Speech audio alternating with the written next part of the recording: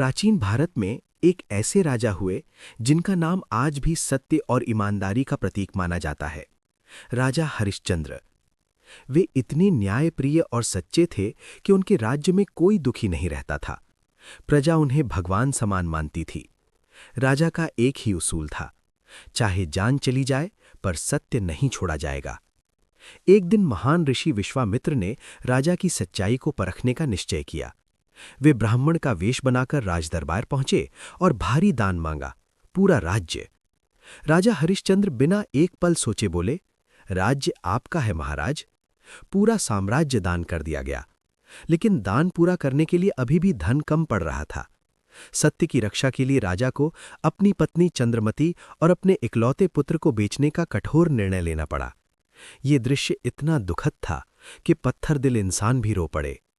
रानी चंद्रमती आंसुओं में डूबी हुई बोली, राजन, सत्य के लिए ये बलिदान स्वीकार है। राजा का हृदय टूट गया, लेकिन उन्होंने वचन नहीं तोड़ा। अब राजा हरिश्चंद्र स्वयं शमशान में काम करने लगे। लाशों की रखवाली करना, अंतिम संस्कार का कर लेना, यही उनका जीवन बन गया। एक दिन दुर्भाग्य से रानी चंद्रमती का पुत्र सर्पदंश से मर गया। वे बेटे का शव लेकर शमशान पहुंची, जहां राजा पहरेदार था, लेकिन पहचान नहीं पाया।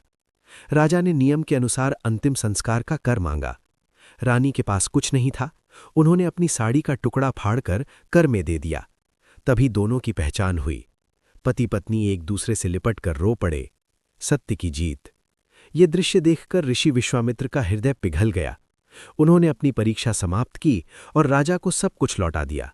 राज्य, परिवार, सम्मान और राजा के पुत्र को भी जीवन दान मिला। पूरे राज्य में खुशी की लहर दौड़ गई। अगर आपको प्रेरणादायक कहानियां पसंद हैं तो लाइक करें, शेयर करें, चैनल सब्सक्राइब जरूर करें।